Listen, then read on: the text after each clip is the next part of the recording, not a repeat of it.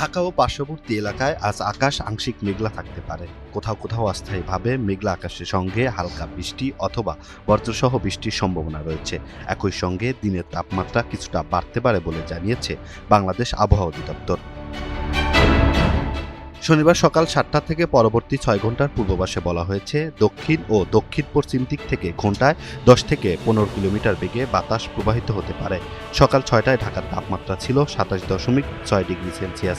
বাতাসের আপেক্ষিক আর্দ্রতা ছিল ৯০%। AKS অর্জন করল গিনেস ওয়ার্ল্ড রেকর্ডস।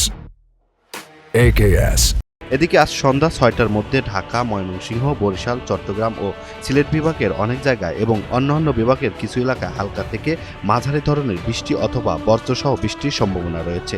দেশের কোথাও কোথাও মাঝারি থেকে অতি ভারী বর্ষণ হতে পারে। পাশাপাশি সারা দেশে দিন ও রাতের তাপমাত্রা সামান্য বাড়তে পারে বলে জানিয়েছে আবহাওয়া অধিদপ্তর।